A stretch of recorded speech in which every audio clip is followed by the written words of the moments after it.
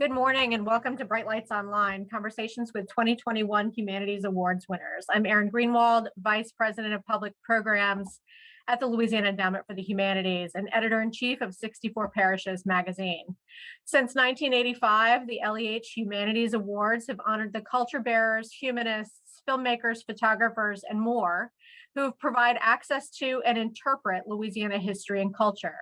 We're proud to share their stories and explore their contributions. In today's Bright Lights Online conversation, we'll hear from historian Andy Horowitz, whose Katrina, A History, 1915 to 2015, is the LEH Humanities Book of the Year. The Humanities Book of the Year Award best exemplifies scholarship on Louisiana topics or by Louisiana writers. Today's conversation is being recorded and streamed live via Zoom and Facebook Live using Zoom Webinar.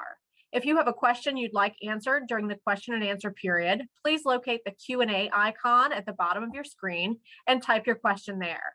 We've reserved about 15 minutes at the end of today's presentation for audience questions. We've also enabled closed captioning for today's programming.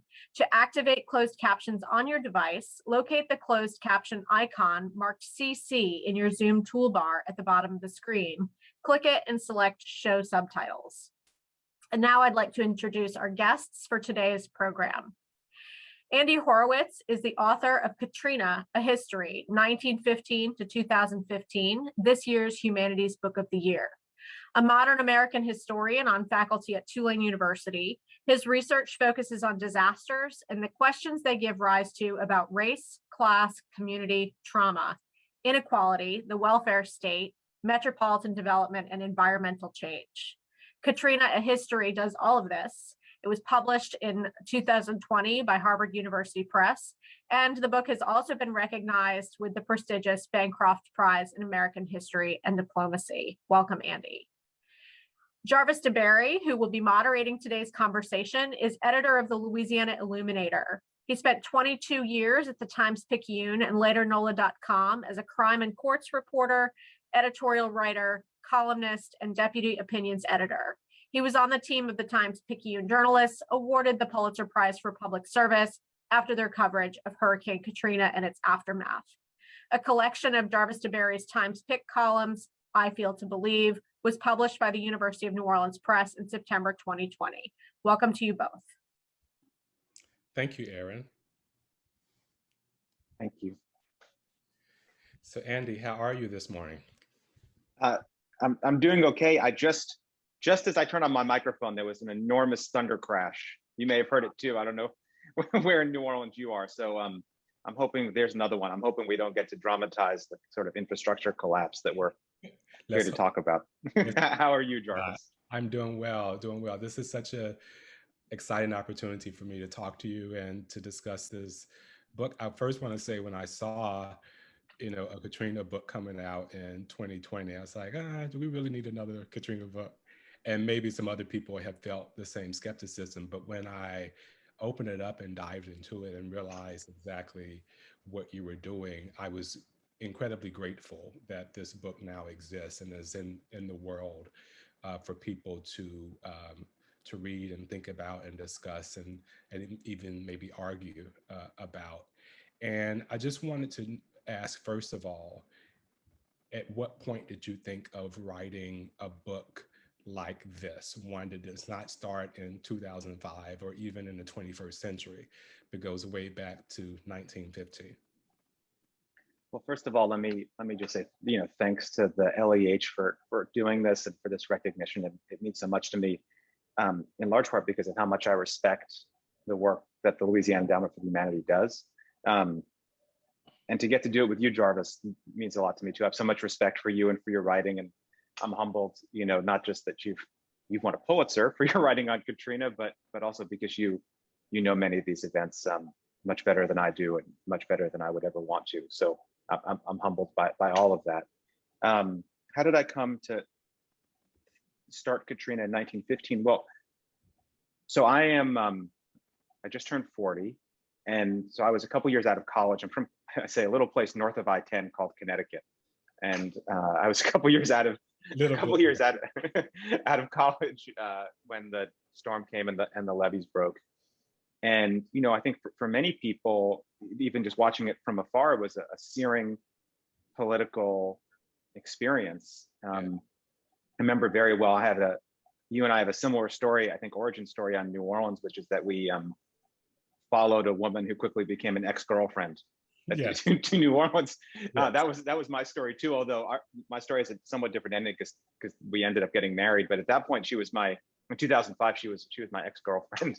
But I remember calling her when the levees broke, and she was living in Lafayette then. She had friends that had evacuated to her house, and I remember saying to her, take some comfort, because tomorrow you're going to see the most powerful country in the history of the world do something just unequivocally good. And I thought it was going to be amazing. Yeah. And then, I don't need to tell you or this audience that the days that followed were just ever more horrific. Yeah. And so for a long time, I just, wondered how I could be so wrong about my own country.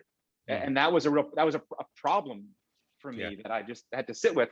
And then the next summer in 2006, I worked with the Louisiana State Museum doing a documentary project about the sort of future of New Orleans after the flood, asking people how they were imagining the future 5 and 10 years, which is now our recent past. And then I went to graduate school. So just Katrina continued to matter to me in all sorts of ways. And the particular question of 1915, some of the things that to me were not satisfyingly answered about Katrina, things I still wondered about, even, years later. Who flooded? Why did they live there? How could you best describe the neighborhoods that flooded and the people that lived in them? In Connecticut and on national media, there was a sort of idea that obtained. People in New Orleans had a more nuanced understanding of this, but nationally, the story was that it was exclusively poor and Black people that had flooded. Yeah.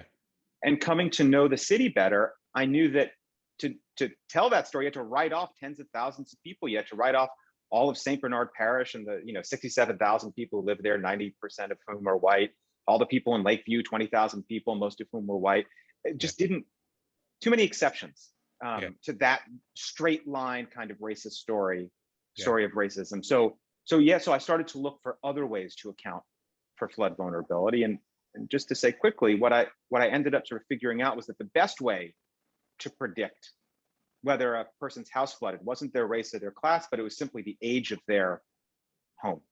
Most of the houses built in the 1700s and 1800s did not flood, and most of the houses built in the 1900s did. So in 1915 was kind of a rough fulcrum year. There's some other narrative reasons why I start there, but basically, as I write in the book, it wasn't poor New Orleans rather than wealthy New Orleans. It wasn't Black New Orleans exclusively rather than white New Orleans. It was 20th century New Orleans that flooded. So I knew that to explain flood vulnerability, I had to explain the 20th century history of the city, which is the 20th century history of the United States, I believe. Yeah, what I really appreciated you moving past that binary of Black and white or rich and poor, because even some New Orleanians, I think, fell into that trap. Black New Orleanians in particular, because there was so much racialized policies following the storm, and because so many Black people had such a hard time recovering, and they shouldn't have had a hard time recovering, the story really got cemented, and they did this to us, or we were maybe not alone in our suffering, but suffered more, which is technically true. I think if you look at just the people's ability to bounce back. But like you said, it wasn't as simple as Black and white or rich and poor, but more geography and the wisdom of the previous people in the previous centuries that said, we're not going to live in a swamp. We're going to find out, the highest elevation in this low-lying land. Obviously, it's all low-lying, but we're going to make sure that we find the highest points of places to live. And one of the things that you point out was the government itself decides that you get better loans, we give you better rates if you move into places that are not as elevated as you do if. Can you just talk about that briefly, just about kind of the housing and lending policies that went into the lowest lying places in New Orleans being populated? Yeah, for sure. And I'm glad you said. I just want to sort of add one note to what you said before, that it is absolutely the case that Katrina is a story of racism, and that because racism structures American inequality in every way. And I tell the story in two parts. And the first part of the book has what I just said, the sort of broadly shared vulnerability. And I'll say more about that in a second. But you're absolutely right. What happened after the flood dramatically favored white people over Black people. And so a lot of those ideas that this was something that was happening to us that you say Black people felt, I think are absolutely correct.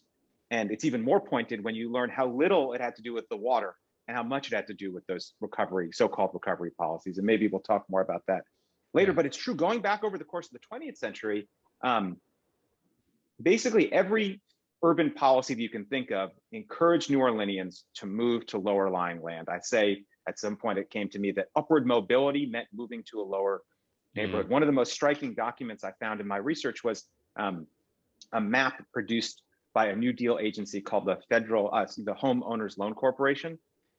People are increasingly familiar with the term redlining. This is the original redlining map. And if you look at this, I think it's 1936 map of New Orleans, what you see is that the federal appraisers, when they surveyed the city and gave every neighborhood a rating, A, B, C, or D. A and B were the desirable neighborhoods, C and D were the neighborhoods that were undesirable. Everywhere above sea level was rated C or D. Wow. Anywhere along the river was considered a poor investment as far as the federal government was concerned. The only neighborhoods to get good ratings were the lowest lying parts of Broadmoor, some newly developing parts of Lakeview, and suburban areas in Metairie. And so that was just one example of many. Fast forward another 10 years to the GI Bill, veterans coming back to New Orleans, if they wanted to use that incredible benefit that the GI Bill offered them to buy a house, they had to build a house in a new neighborhood. And where were those new neighborhoods? In the recently drained swamps. Yeah, exactly. And so just policy incentive after policy incentive encouraged people to move to those low-lying neighborhoods. And they did that not out of cruelty. It wasn't a plot to put wealthy, upwardly mobile veterans into low-lying neighborhoods. It was because people in New Orleans believed that the pump system had solved the problem of flooding in New Orleans, and that topography didn't matter so much in the city anymore. They thought they had solved that problem. yeah. What really struck me, being a New Orleanian, being a Black person in New Orleans, listening to all the national chatter after the storm, so much of the narrative from outside this place became about personal responsibility. It's your fault because you live there. You should have had better sense than to live in a place that's so prone to flooding. And as you point out in your book, you got paid to live there. The federal government made it cheaper and more attractive in every way for people to live there. And so what really struck me is that it's not a story about personal responsibility. It's more a story about policy and about government policy and how government policies dictate what people consider a rational decision. Yeah, there's so many ways you can look at that rhetoric of personal responsibility. It's such a kind of dangerous and I think often nefarious kind of rhetoric in American life, in part because it just erases history. It says that your success or failure is based purely on your own individual actions. And I think we can talk about it certainly in terms of residential policy. And if you want, again, if you look at people who had choices in New Orleans, people who could choose where they lived, who wanted to live in a nicer house, look at the neighborhoods they chose. Lakeview, Gentilly, the East, the lower Ninth, when people were moving out there in the 40s and 50s. These weren't the most disadvantaged citizens. These weren't the most ignorant citizens. These were people who had some money in their pocket and were following the policy incentives where they were encouraging people to live. And the pattern in New Orleans was not unique. This is the same pattern, everywhere. And I think I'd like to think, maybe this is naive, but the years since Katrina, I think have hopefully quieted some of that rhetoric, both as we learn more about structural inequality in American history, but also, New York City's flooding today as we speak. Houston is flooded. California's on fire. All of these people didn't make irrational individual decisions. Correct. This is a structural problem with how the 20th century America has built.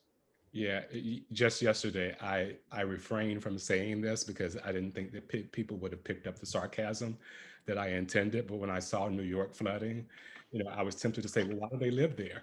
Because that was always the question that was, directed toward people in New Orleans. Yeah, You know, let's give those people in Manhattan some maybe opportunity vouchers so they can go better themselves in a place that is safer for them to live. That's the kind of stuff that New Orleanians were told.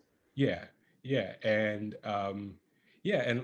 like we're saying, it totally, as you say, erases history. It doesn't take into account, as you said, this idea that I want to live in a nice house, I want to live in a nice neighborhood. The federal government, by building interstates and tearing down old neighborhoods, and is hastening this speed out into places that are more vulnerable. Talk a little bit though about, and I mentioned in my column this morning, about Louisiana's, what I call their total capitulation to the oil and gas industry, and how those decisions way back in the early 20th century just served to, as you say, it set in motion this idea that private corporations are to reap all the profits and the public itself is to pay all the costs. And the cost in this case was just a complete destruction of wetlands that may have, and would have, I should say, not may have, blunted the force of Katrina when it was coming in 2005.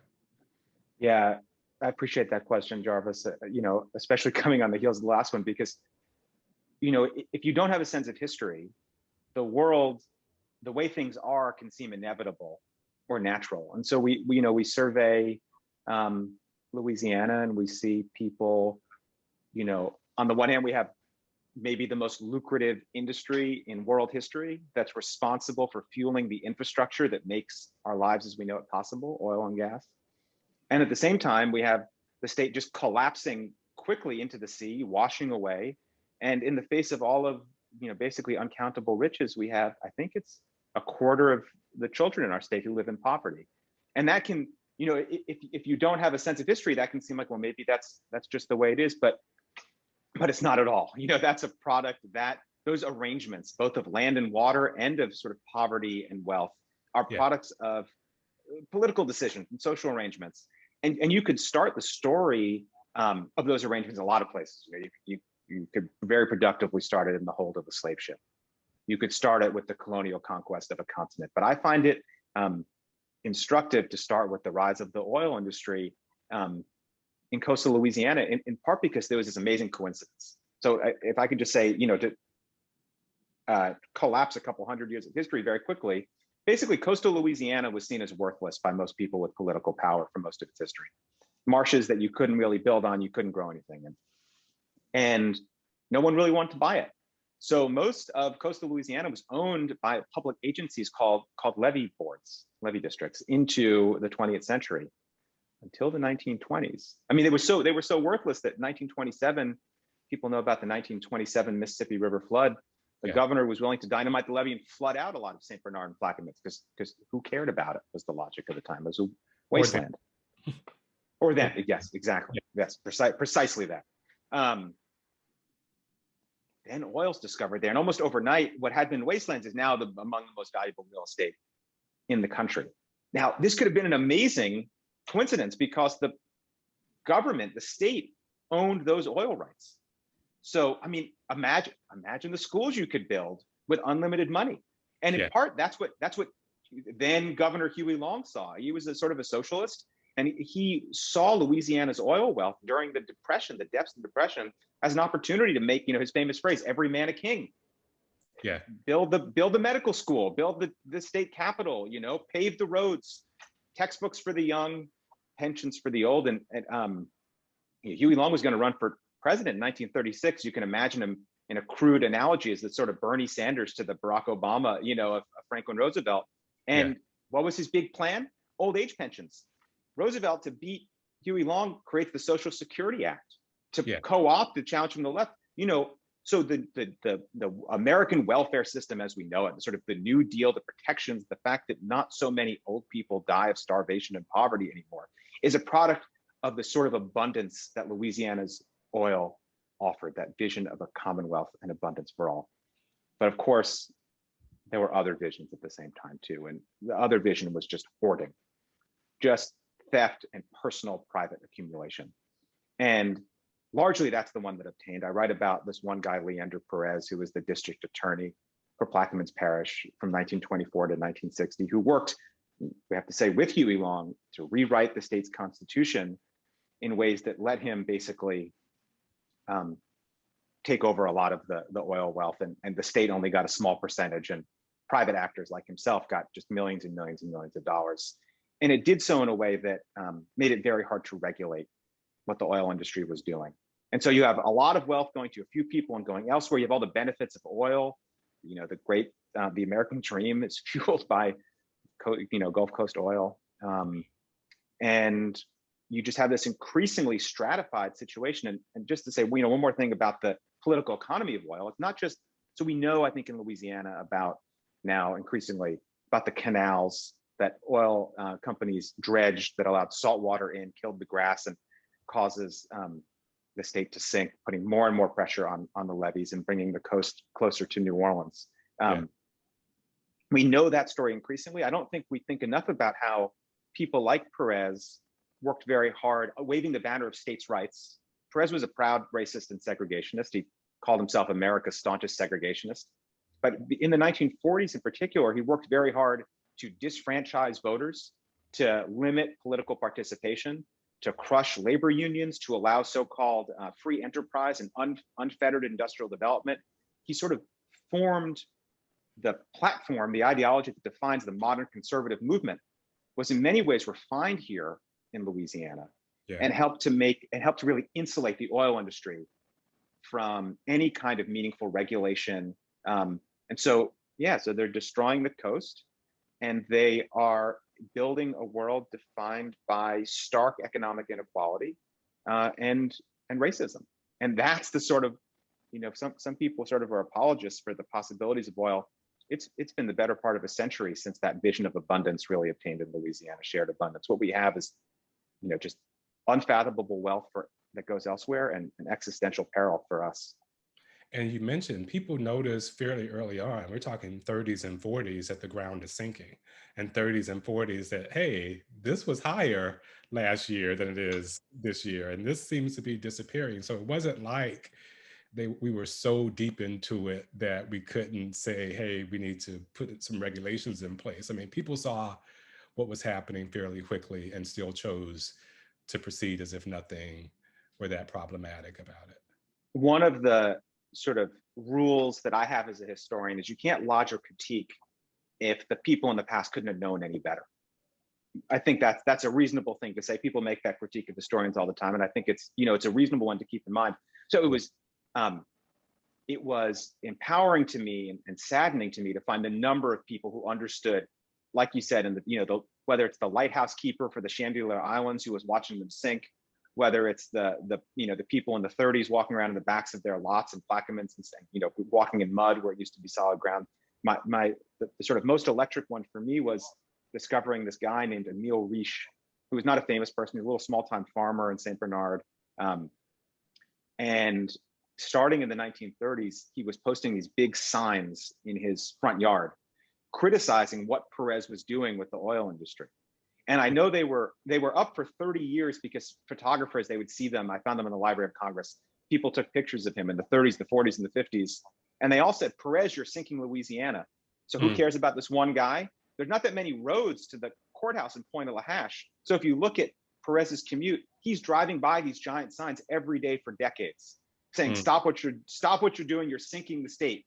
You're stealing the money, and you're sinking the land. And so we can judge these people by the critiques at the time that they were confronted with on a daily basis, and yet they still chose to move forward. And that's repeated, both with the oil industry or the construction of the Mississippi River Gulf Outlet, where there were front page headlines before a shovel full of earth was moved in St. Bernard saying St. Bernard Parish is doomed. Mississippi River Gulf Outlet is going to be it was going to funnel storm surge here and sink the parish. Exactly what happened in 2005. Again and again and again, people in and around New Orleans knew exactly the perils they face, and they were ignored by people in power. Being in New Orleans in 2005, almost everybody, especially in the lower Ninth Ward and other people who had lived there or had families there, mentioned Betsy. And, they had relatives who had survived Betsy, or some of them didn't leave because they had survived Betsy. Betsy to them was what Katrina is to us now, right? It was the before and the after, kind of that point that's in the middle of their lives. And I was surprised to learn just what the response of people in the lower Ninth Ward was to Betsy. They were very clear immediately that this was not an act of God, that this is something that was done to us. Now, of course, some people thought that the flood walls had been intentionally demolished, but even those who didn't think that the flood wall had been intentionally demolished still held the position that this wasn't natural, that this wasn't an act of God. Can you kind of just talk about that particular argument and how it has played out, over the next 40 years, and how some of the same responses that the federal government made in 2005 were based on the responses from 1965? Yeah, Betsy is such an important story on a lot of levels to Katrina. In part, as you say, because it was the big one before Katrina. It was the way people thought about flood vulnerability in New Orleans. And also the policy responses to Betsy sort of built the world that Katrina encountered. I mean, the levee system that failed during Katrina was the one built in response to Betsy. The National Flood Insurance Program was in large part a response to Betsy. So in those sort of big macro ways, but also on the level of the neighborhood, as you say, yes, the lower Ninth was a neighborhood of middle-class Black New Orleanians. Most people had moved there from older parts of the city, often veterans using the GI Bill. And when Betsy came, the industrial canal was overwhelmed, it collapsed. And people understood that when a piece of infrastructure collapses, that this is not a lightning strike from a vengeful God. This is the failure of the people that built the levee. Then, period. There's nothing else to say about it. And other people, now nothing else to say about it. Of course, the governor, John McKippen, and others, argued that the quote in the paper from the governor was the Betsy flood was the product of the weather-spawned evil spirits of the weather world. So they tried to disclaim responsibility in a way we're very familiar with today, exculpatory rhetoric saying, God poured more water into the canal than the canal could hold. But, you couldn't be Black in America in 1965. You can't be Black in America at any point and not understand that the world is structured in ways to disadvantage you. And people understood that in the lower Ninth. So what they argued for at a time when they had increasing amounts of political power, this is the sort of apex of the civil rights movement. The Voting Rights Act just passed, Civil Rights Act just passed. The Democratic Party is being wrenched away from people like Perez, away from that sort of Dixiecrat vision and more towards Black voters, Northern voters. Lyndon Johnson's promising the Great Society. And what people in the lower Ninth argued that they wanted was a kind of good Great Society program. They said, give us grants, $10,000, which is about the value of a house in the lower Ninth in 1965. So give us $10,000 so we can rebuild with autonomy. And I think for a lot of people, that probably meant moving. Before 1965, they understood that they were probably as safe there as they were anywhere. After Betsy, they knew what a vulnerable place they were in. Yeah. One of the most striking archival documents I found in my research was a petition signed by many thousands of residents of the lower Ninth asking for these grants. And at first, Senator Russell Long, Congressman Hale Boggs, the mayor Vic Skiro supported this plan, $10,000 grants, which wouldn't just be for Black people in the lower Ninth. It would have been for anyone who flooded. There were lots of people, on the other side of the Industrial Canal that flooded and lower into St. Bernard. So what happened? The Congressman Eddie Hebert, who my office building at Tulane is named for, embarrassing to say, sort of unreconstructed white supremacist, Dixiecrat.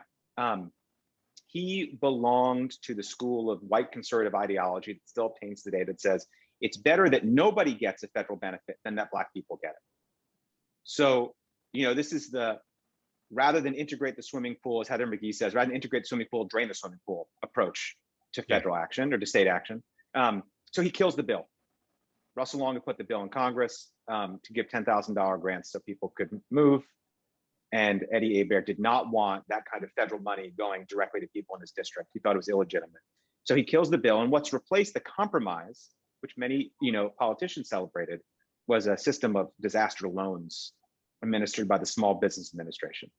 Yeah. Okay, so they still got their money? No, but the trouble was loans required collateral. The only collateral most people had in the lower ninth was their flooded real estate, so they couldn't move.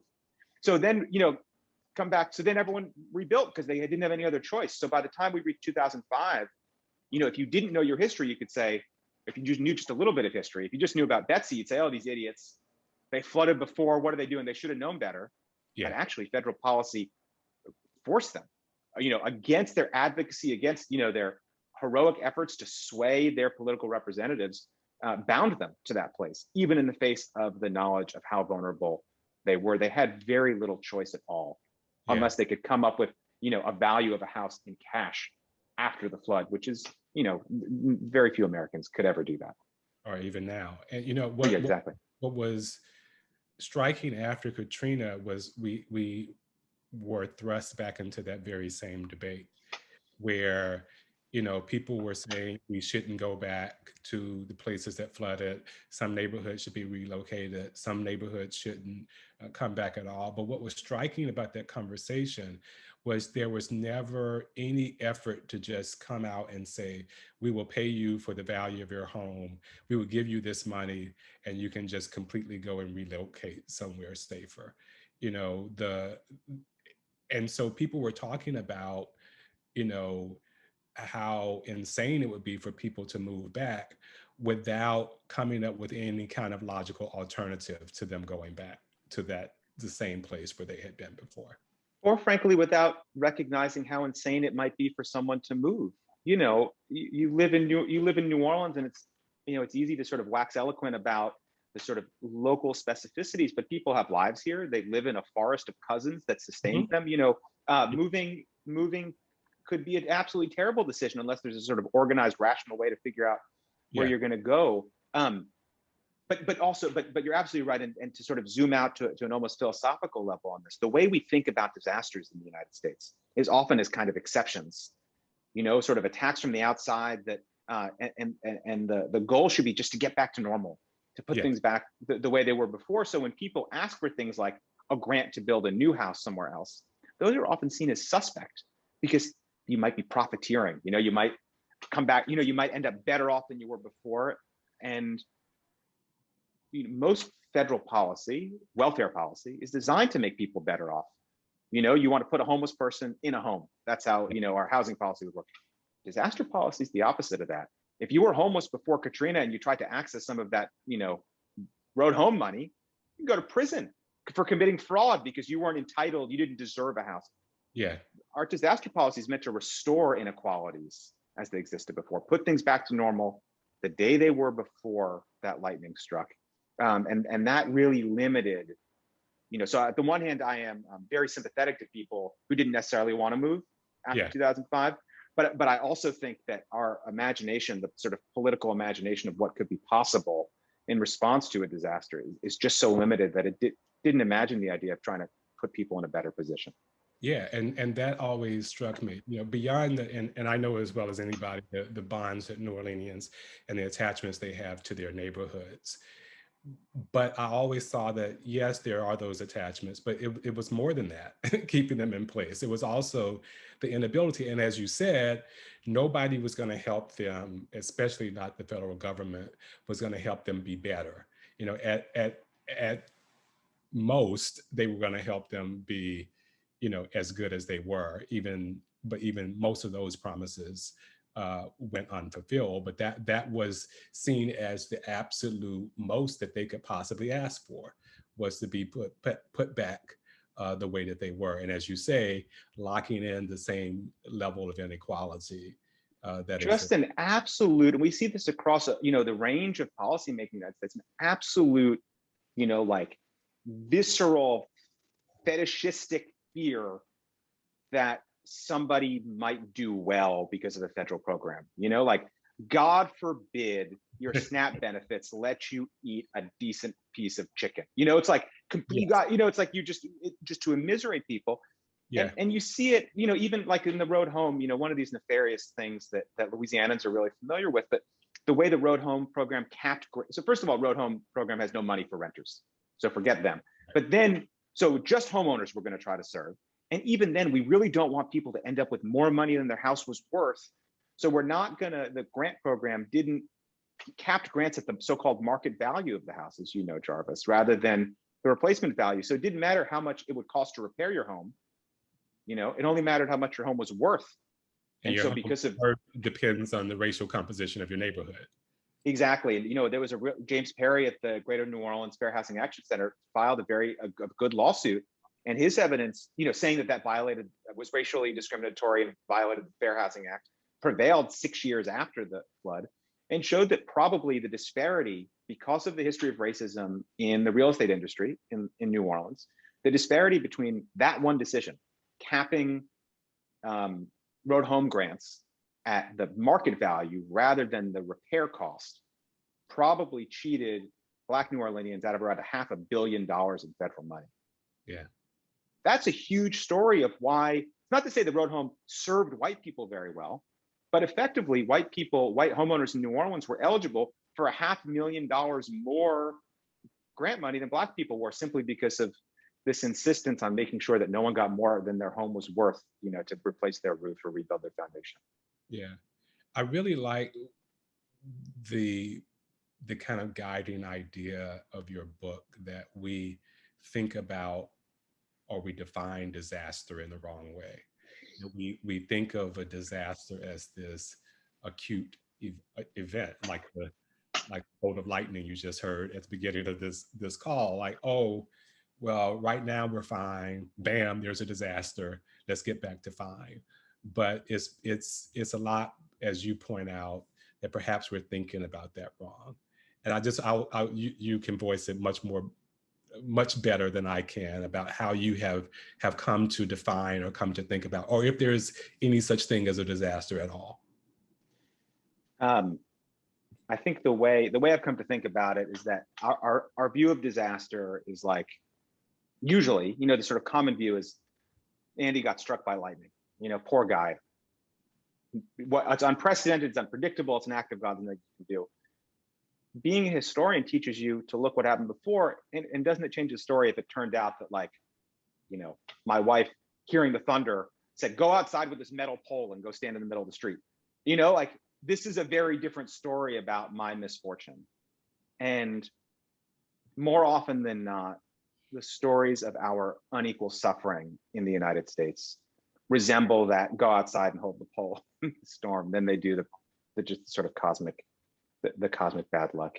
And yeah, you know, I think I've come to believe, you know, writing this book and thinking a lot about disaster, that it's designed to function that way. It's designed to blind us from history. It's designed to sort of start a story at the catastrophic moment when the levees broke or when the lightning strikes, without showing, you know, how history had loaded the dice in favor of some people and against others. So I try really hard, you know, not to think about disaster in that way, and instead just to think about history. I think New Orleanians know this. You know, this is something I learned really from being in and around New Orleans, that when people said Katrina, they weren't talking about the storm, certainly, and not just the levee breaches after a while. You know, it was the public housing and charity hospital and the road home and the reasons why they, you know, the failure to be able to move after Betsy, all the things, all the causes and consequences that took on that storm's name. You know, we know that the storm itself had very little to do with that. The storm didn't shut down public housing. The storm didn't close Charity Hospital. The storm didn't gentrify Treme. You know, none of those things. We name those all Katrina, but yeah, but we lie to ourselves if we believe that the storm did that, and we lie to ourselves if we think that any kind of acute emergency can have those kind of systemic and structural and historical events. So I think it is often very productive and necessary to kind of remove the frame that the disaster idea imposes, that narrow frame, and instead try to think more expansively. As I wrote this morning in a column, Louisiana's politicians don't seem to be acting with any more wisdom today than they were a century ago. And it seems to me that, even despite what was a historic hurricane season last year, with, completely and utterly devastating effect, where we had a hurricane that, if I'm remembering correctly, maintained hurricane strength from the coast into Arkansas. Right. I think that was Laura. If I'm remembering correctly, it was still a hurricane category 1, going into Arkansas, and yet our politicians don't seem to be acting with any kind of urgency or even moderate concern about what the future holds for Louisiana. You say that, the Perez's of the past kind of gave the reins over to the oil industry and never recovered. And my question was, have politicians ever attempted to recover the reins? And is it possible to do so at this late hour?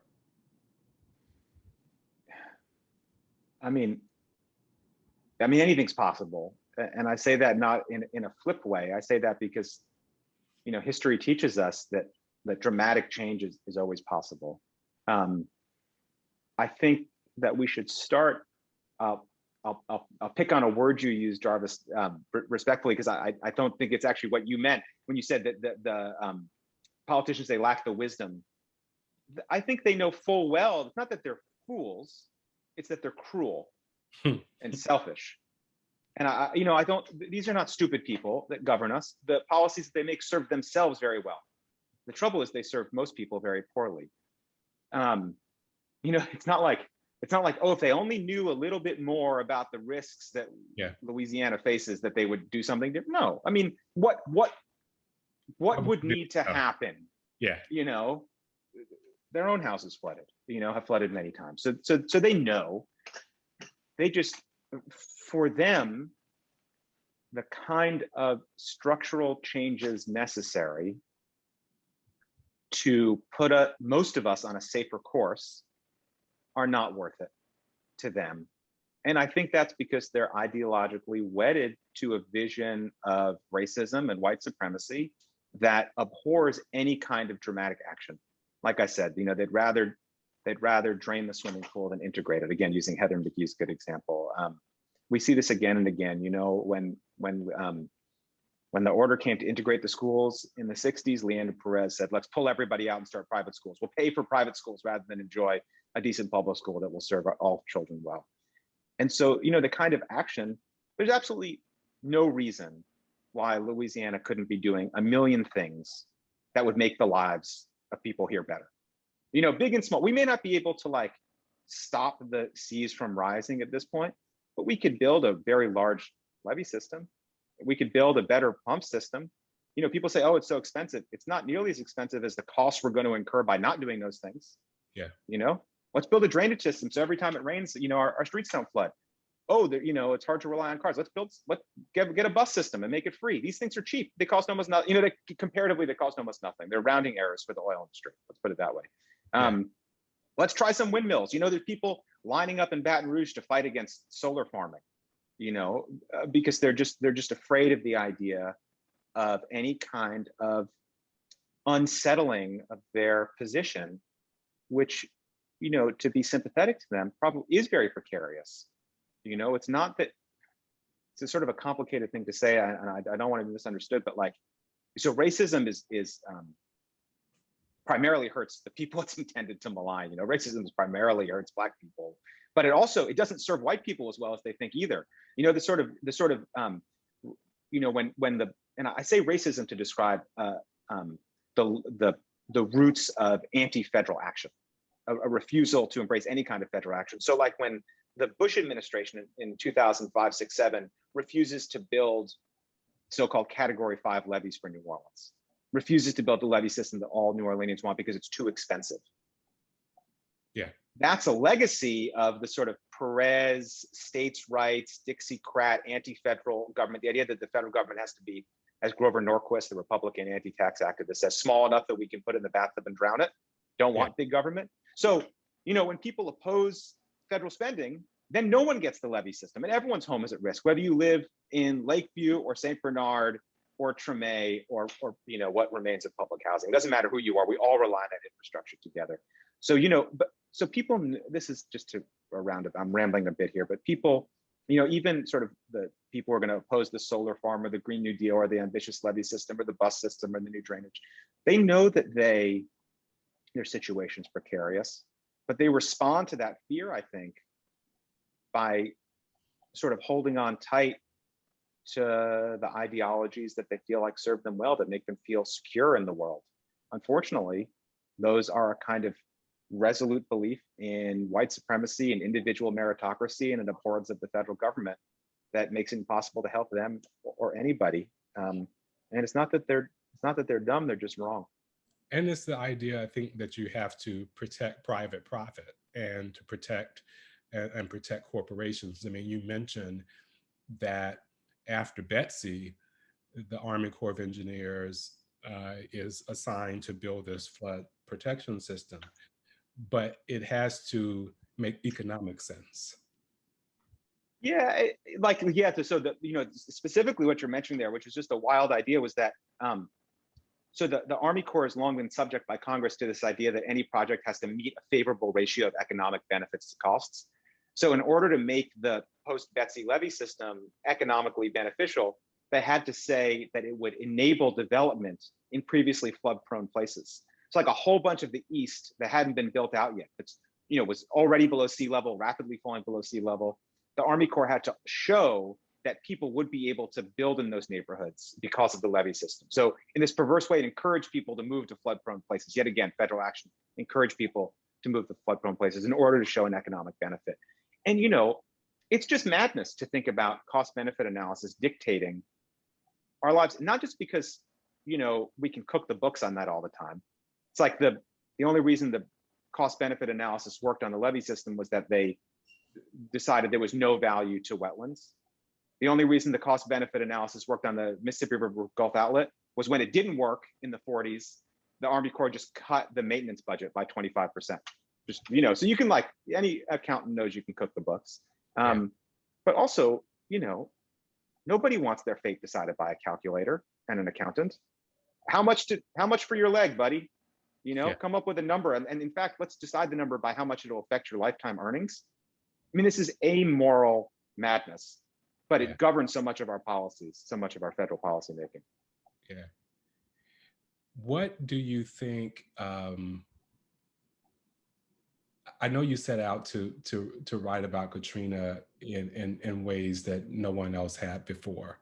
Were there things that surprised you when you were doing this research? Like, what jumped out at you as like, wow, I had not considered this or known this before I dived into this research?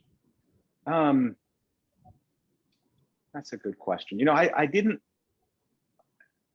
That sort of gives me more ambition than I had. I didn't try to, you know, write a history of Katrina that was different from anyone else. I just had a bunch of questions that hadn't been answered for me. I was sort of driven by personal curiosity, and any book like this relies on the insights of many, many hundreds of people. So you know, I don't want to claim what you just said. You know, a third of the book is footnotes in small print. It would be more if they, you know, it's larger print. And I learned from your columns too. But I think what surprised me, first of all, just the extent to which people predicted exactly what happened for a century, that people just knew exactly what time it was in New Orleans. You know, Emile Riche with his signs going back into the 1930s was really, you know, most of the time I read that, it's really depressing. You know, people complained and they did it anyway. People protested and it happened anyway. But there was something sort of, in a funny way, you could say, empowering by the sense that I saw the policy choices being made I saw those decisions being made, and it unlocked them as decisions in the first place. So like, let me be specific about what I mean.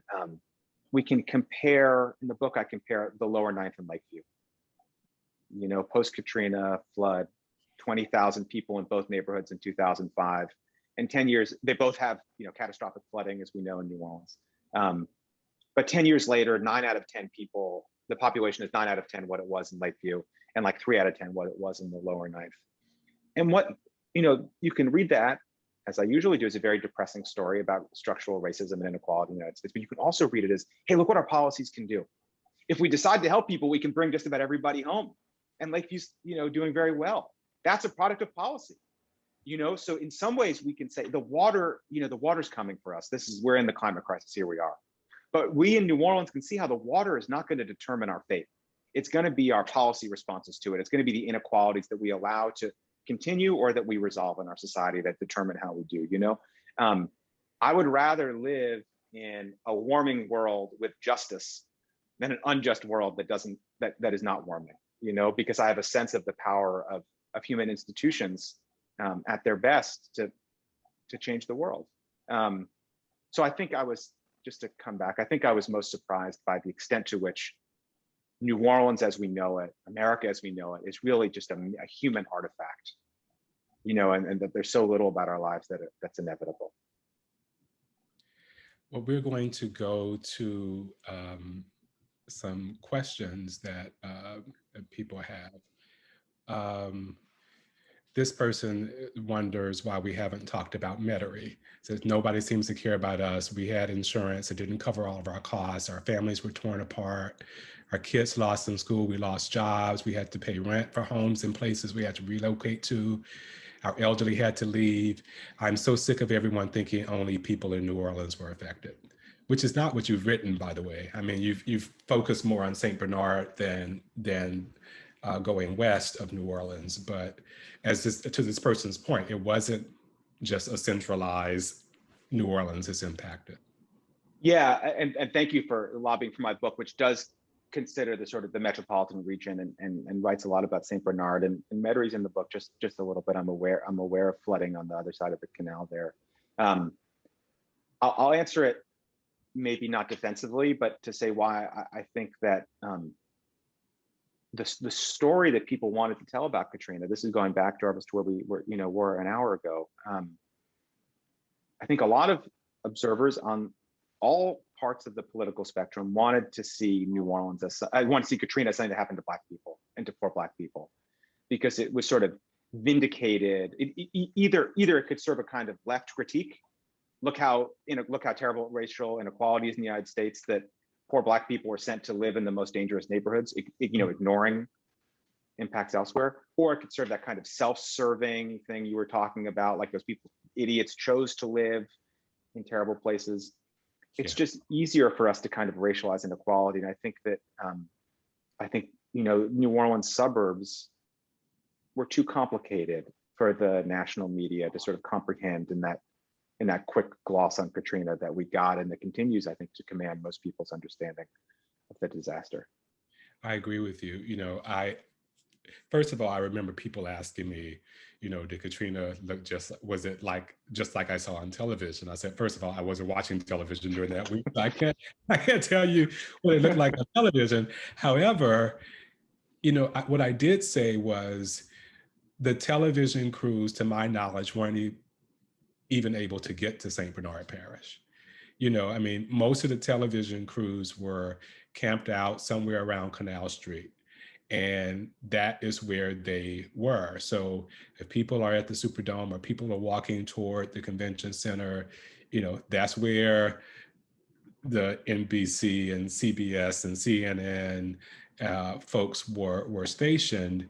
Meanwhile, downriver and east of the city, the entire parish of St. Bernard is underwater. And so very quickly, I remember saying to people, this is not just a New Orleans story, and this is not just a Black people story. This has hit everybody. The storm was indiscriminate, But as you have pointed out very well, the recovery was not, and where people and how people experienced it was certainly different. But, as you said, it's not that that people here don't know that Metairie got damaged, but as you said, like people on both sides of the political spectrum might have reasons to single out New Orleans in that particular way.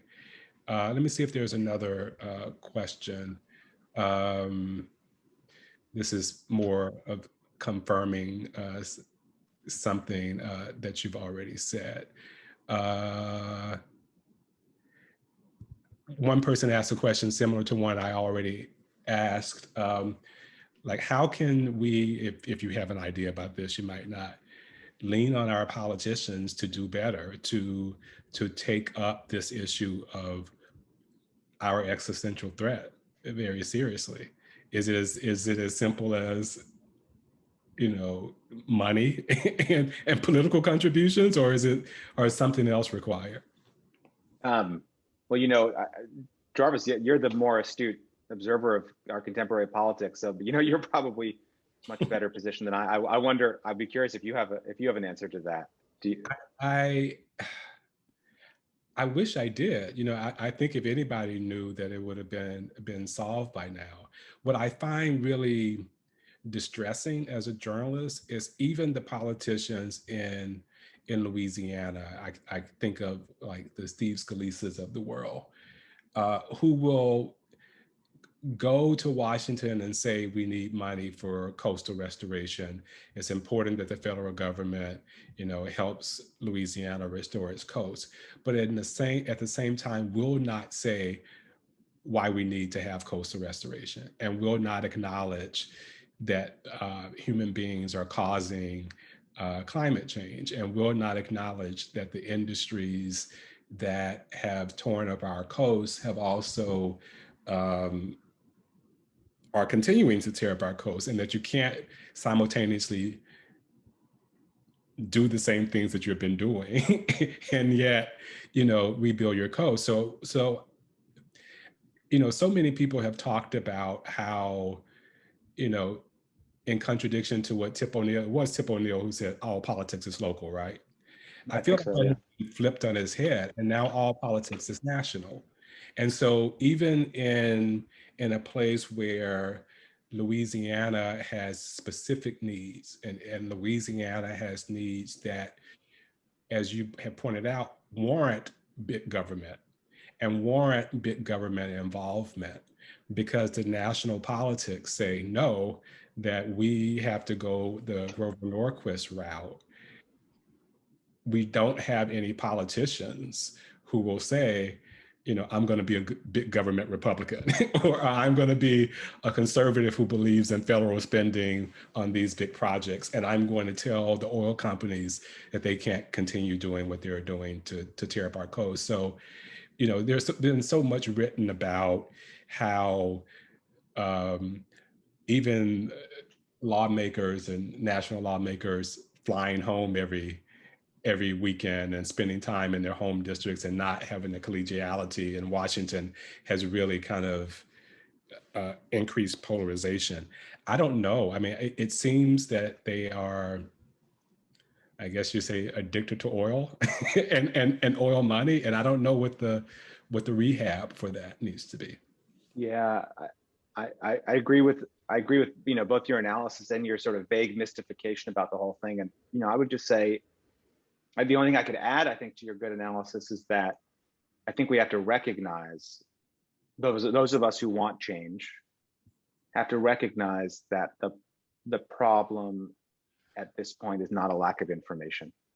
Yeah. It's not that Steve Scalise doesn't know that Louisiana's sinking. I mean, my God, it's the same story. He gets shot in the press release from the hospital room is God save the Second Amendment. That's not quite an exaggeration. I mean, it was just basically that, thank God that we have a Second Amendment to protect me. Not that he doesn't understand the costs of the world that we live in. It's that he has an ideology that forecloses some solutions and only admits of others. And so I think that those of us that want change, we need to understand that it's not, we need to like trumpet, the likelihood of bigger storms, or talk about parts per million of the atmosphere, or even talk about the sort of beautiful world we could have if we embrace change. Who doesn't want to ride a beautiful train instead of an obnoxious airplane? Get up and stretch your legs. It's much better. I think we have to understand that we're engaged in an ideological struggle with incredibly high stakes. And I think we need to stop sort of looking for these sort of incrementalist, policy detailed kind of claims. I don't know how you convince people at the doorstop when you're canvassing. It's a different thing. But I think sort of as a movement, as a political problem, it's like voting rights are on the rocks right now in the United States. Democracy's on the rocks right now. The country's sinking or on fire. We're fighting for access to healthcare, access to housing, access to an environment that is not too hot to live in. I think it's 120 some degrees right now in the West. It's like, these are very, very basic fundamental needs. And the problem is just demanding those things and winning them by winning political power through mass movement. The only good thing we have going for us really is Sunshine Movement and Black Lives Matter. It's kind of like mass politics that really is putting people in the streets and trying to win political office in the face of existential opposition. I think it's that or bust. Yeah, I see an analogy to what we're talking about in just the response to the pandemic. And it seems that at least a large portion of Americans have convinced themselves that big things are beyond us. Like we can't stop this pandemic from happening. We can't and we won't, observe simple common sense rules that say, if we do these things, then you will stop people from dying.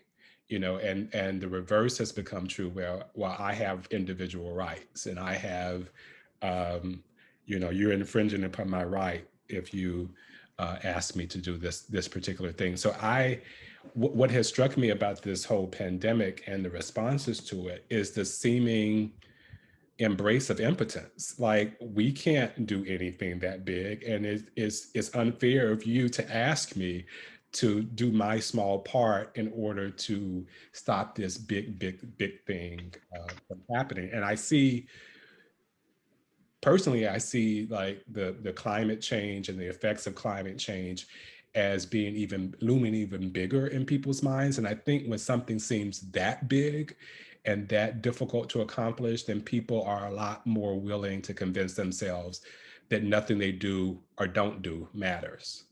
Yeah, and I totally agree with that. And I think it's important to recognize the way that, particularly when it comes to government action, that's a self-fulfilling prophecy. Because when you have conservatives saying that, federal government is always incompetent, and they're the ones that staff and operate and make policy in the federal government, they're going to make it incompetent. When the president says we can't do anything, we can't do anything.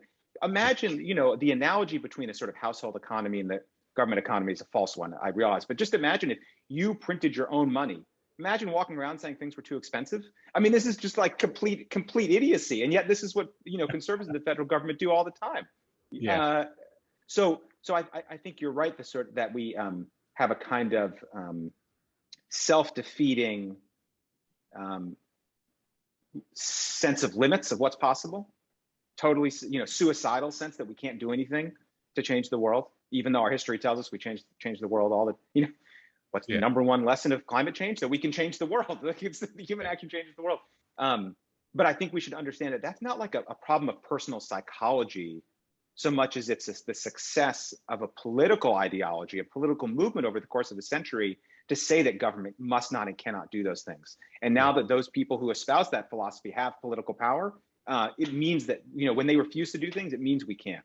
It doesn't mean it's not. It doesn't mean it's not possible. They just have won an argument. Here's another question for me, for you, excuse me. The issue of not wanting people to get more than their home was worth, was that limited to only Black people, or were whites also included in that opinion? While this is a very illuminating discussion on the true causes of the devastation, government malfeasance, is that all racially dictated? Or is it just a lack of true care for citizens and money oriented? I think that's such an important question. And I don't know that I could answer it in a minute, but I would say it this way.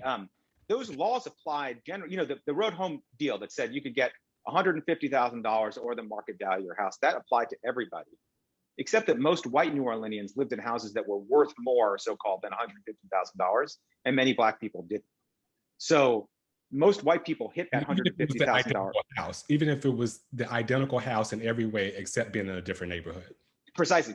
That's how James Perry won the case. Identical houses in different neighborhoods. You know, we know this. It's like if you put the same house in the East as in the Garden District, the house in the Garden District would be worth more than the house in a different neighborhood. So most white people hit that, or the majority of white people hit that $150,000 ceiling. Majority of Black people hit the market value ceiling, which was much lower. So that's how that sort of disparate impact, racially disparate impact, worked. Now, the people that made that law, a colleague of mine interviewed Norman Francis, like who was on the Louisiana Recovery Authority defending that position. They weren't racist, and they didn't do it to disproportionately harm Black people. You can look to other post-storm policies that were designed to keep Black people out of the city. This wasn't one of them. This was just a sort of belief that the market provides the best, most rational answer all the time, and that that the appropriate response to disaster is to restore things just as they were before. That kind of market thinking, if you know something about the history of the way people imagine capitalism in the United States, it's thoroughly shaped by racist thinking. It's the reason why conservatives, states' rights and free enterprise and white supremacy all sort of come together at the same moment in the Dixiecrat Party in response to the New Deal. So there's a shared history there, but you don't need to be a racist anymore to embrace market solutions that can, call on the history of racism in the United States, affirm and magnify it. And that's what happened in the case of the road home. And, it's just another example of, a policy being race neutral on its face, or written to be race neutral, but then having a wildly racially disparate impact. That's a much clearer way of what I was attempting to say, Jarvis. Thank you very much. Was not trying to edit you, but it's just no, you did, and it's the reason you're such a great editor. I could see it there. Just a repetition of it. I think we are getting close to our end. I just wanted to say that you do spend a little bit of time talking about the post-Katrina landscape. You've alluded to that a little bit and talked about how it wasn't the storm that shut down Katrina. It wasn't the storm that reshaped the educational system. It wasn't the storm that did all of these things. Were there any, do you see any positive policies that emerged post-Katrina? Any policies that you think should be celebrated and applauded? Or was it just a rogues gallery of policies after the storm?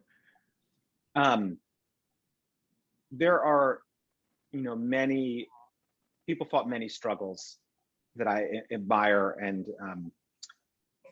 and that led to positive change. Like just to say quickly, like we've been dwelling on this road home policy detail. That lawsuit that Greater New Orleans Fair Housing Action Center filed changed the law, and so then during Sandy, they used replacement value in New York City rather than market value. So that's an example of how the lesson of New Orleans, improved the situation elsewhere. I think that, we can point to all kinds of neighborhood groups, I think, that worked really hard and affirmed their sort of connections to each other in New Orleans in ways that like you just have to be absolutely amazed and admire people who, facing just the most difficult circumstances, help themselves and the people around them in ways that are just so. I mean, I can't quite fathom what it took, the sort of fortitude and clarity of vision of a possible future to be able to do that. But I also, I want to say at the same time that I'm somewhat allergic. I know I'm aware that we're almost out of time, and I'm somewhat allergic to like giving Katrina that happy ending of like, here's the good parts of it, which I know is not exactly what you were doing, but I'm like wary of even falling into it, because I think that's to like, we like our stories to end with on a happy ending. We think that in the United States, history is shaped by progress, and things get better in time.